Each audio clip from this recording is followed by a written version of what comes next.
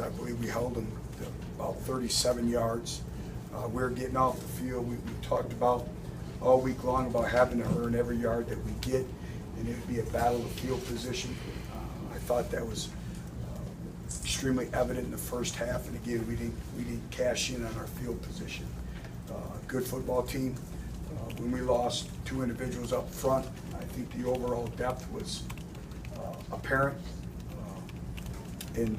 Again, the only way you fix that depth is to recruit.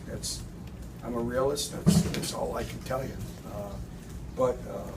Again, understanding how to win. You can't turn the football over.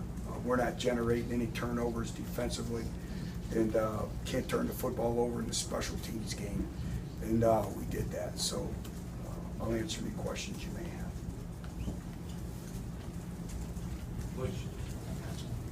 Butch, just how big at the end of the first half was that drive where they hit two quick long ones and then kind of everything, you guys were up 3-0 and then hit two quick scores? Just was that a turning point, did you feel like? Well, I don't know if it was a turning point. You know, it's a game of momentum swings, but you know, you go in and you still have an opportunity to win a football game. You know, you regroup at halftime, you know, but again, we got to help our defense out. I've said it continually, and we're not doing that. And I think we got some young men that are pressing right now and trying to play perfect, and that's not a world you want to live in. You want to be able to play aggressively and not worry about making mistakes. And I think we have some young individuals right now that are really pressing. But you guys have been pretty much in every single game in the fourth quarter until tonight. How difficult do you think it will be to hold your team together, I guess, kind of moving forward? Well, we still have a lot to play for. And, that's what I spoke to our football team about.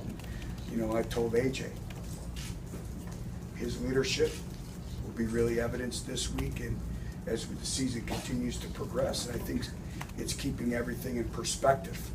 We've had a grind. We've just been through the most difficult schedule in all of college football. Let's keep it in perspective. It's unacceptable what happened tonight. But again, you have to move forward and you have to move on and you have to keep grinding. So our competitive character, our makeup, that's why we have the orange coat. That's why we've done everything, and we know all we have is each other in that locker room. And some guys need a pat on their butt, and I think it starts with everyone also holding themselves accountable, coming in and rectifying their mistakes, correcting it, and moving on. That's the only way. I'm not used to this, and it's not going to be accepted. But again, also, you lose two offensive linemen and at a thin position right now, and you saw what happened. And we have to continue to move forward and progress. But the only way I know is you keep working. I don't know what else to tell you. There's no easy solutions. There are no quick fixes, not in life, not in building a football program, not anything. And again, people don't want to hear it, but I see the strides. I don't think anyone knows exactly, it's not even worth talking about. But I believe in our kids. I love our kids. I believe they're going to bounce back. They've given me no indication that they wouldn't. They're very prideful. They hurt. They expect to win, and they deserve to win. And it's going to be business as usual. We'll go back to work on Monday, and it's all you can do. What do you know about Coleman and Marcus? And I don't really know anything right now. I'll know a little bit more on Sunday. Coach, you thought margin of error is something you referenced all. Very small. This is the first half is the classic example. You guys probably had to play about as Yeah. well as you We're could. playing the number 3 ranked team in the country. There's a reason why they're the number 3 ranked team in the country. And so we knew we'd have to earn every yard. We knew we couldn't turn the football over. I mean, we all knew that. And when you turn the football over, that gives you that gives you zero opportunity to win. Is that I mean, it's got to be a little frustrating as a coach when you're sitting in the second quarter, just up 3-0, and you make a play 7 straight times, and you still just have a field goal lead. Is it kind of like, it's harder than you anticipated being every time? No, because we anticipated it'd be this type of football game. I mean, that's a defense that had given up 6 touchdowns all year, So, again, we knew it would be a gritty.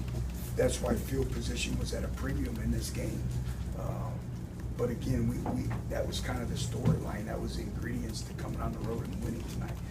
Obviously, that didn't happen, but gotta keep moving forward. You mentioned helping out the defense. So what was your overall evaluation of them? And was this kind of a night where just a little bit too much was asked of them? Well, again, I think it's third downs. I thought particularly early, football is a game of momentum. You have an opportunity to come in and take the crowd out. By the way, it's another powerful illustration to prospective recruits and to our football team. We come on the road and a third of the stadium is orange. And I think that shows you the passion that our fan base has for Tennessee football and what we represent each and every day. And again, it's another illustration. There's a whole lot of people in this great state of Tennessee and Ball Nation that are counting on us. And we set the temperament. And again, it starts with me. I'm the caretaker of Tennessee football. But again, it's an illustration of what we represent. But you talked about guys pressing. Do you feel like Justin was pressing there early on in the first match? No, a couple of mistakes that maybe looked like it was the quarterback. We had one where he was in a scramble drill and he throws it to a spot, and we had a young player just stop on the play, and it's an interception. And again, we work it, all the time in practice, and it's just, those are the little things that we can't happen. And, our margin of error is very small, and we can't overcome those mistakes. So some of the things that look like it's the quarterback, sometimes it's not the quarterback. Which obviously Jalen was pretty banged up this week. What do you think you were able to get out of him tonight? I thought a gritty performance. Again, here's a young man, a true freshman who, is giving his all, very prideful, plays exceptionally hard, very, very proud of him, and we're going to need more of that down the stretch. And these are all experiences. People don't want to hear it, but these are all experiences that we have to learn from and move on. And we'll be better off for it in the long run. And these are nights that if you're a competitor, you never forget.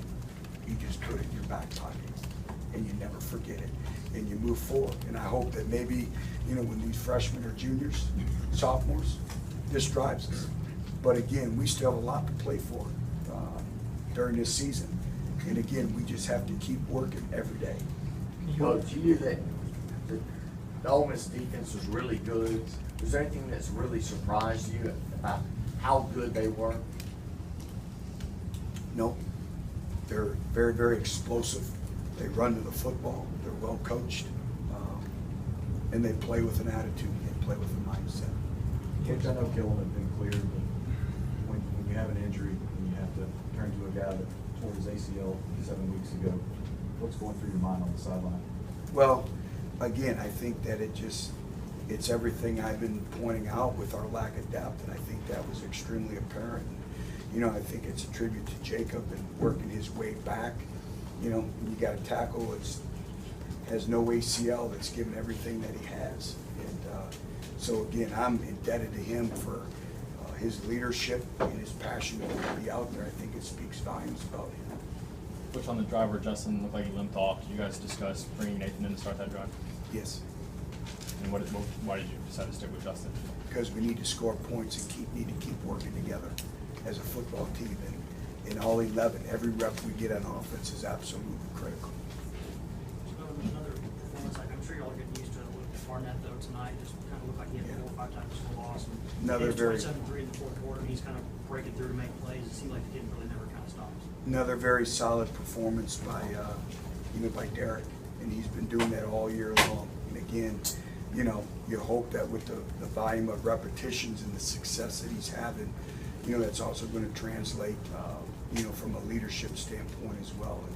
And he brings so much to our defense. Again, a true freshman doing what he's doing has really been very, very impressive. Like I said, Derek is mature beyond his years.